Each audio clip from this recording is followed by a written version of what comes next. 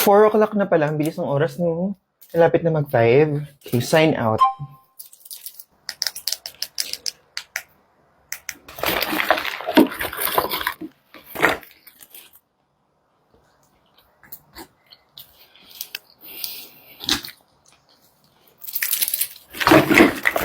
Uy, hindi ka na-attend ng meeting? Bukas na, mag-5 o'clock na eh. Uy, monthly report yun. Hindi pwedeng wala ka dun. Tsaka 5 o'clock pa uwian natin. 3:30 pa lang. Georgette! Saan ka later? Coffee tayo. After office. Mag-5 o'clock na.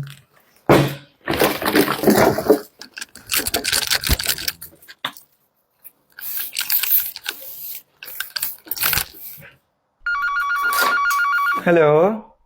Yeah, sorry. Hindi na ako makaka-attend ng meeting. Mag-5 o'clock na kasi.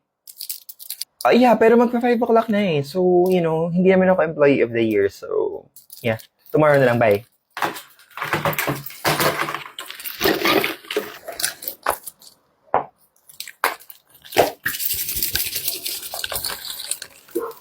Mikey! Oh, kamusta na? Hindi ka na dumadaan dito. Ano ka ba? Georgette, siya yung bago sa marketing. Tingnan mo, hindi naman maganda. Hindi ko alam kung bakit hinar yan. Hindi naman maganda. Dapat mag-marketing ka, maganda ka. Alam mo, sa totoo lang, hindi ko alam kung bakit ako nalagay sa accounting. Honestly, pang marketing, ganitong itsura. Town hall meeting daw mamaya 4:30. Town hall meeting, 3:30 na. Mag-5 o'clock na. Oo. Hindi na, bukas na. Kyle! Ang ganda ng polo mo, Kyle. Girl, nasan ba yung sales report? Ay, hindi na. Hindi ko na sana report. 3:30 na. Mag-5 o'clock na. Oy, may peanut butter ka? Peanut butter? Oo, meron. Oh.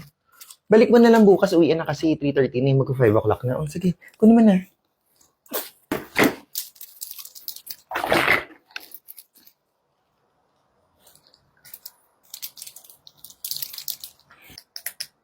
Georgette, CR tayo.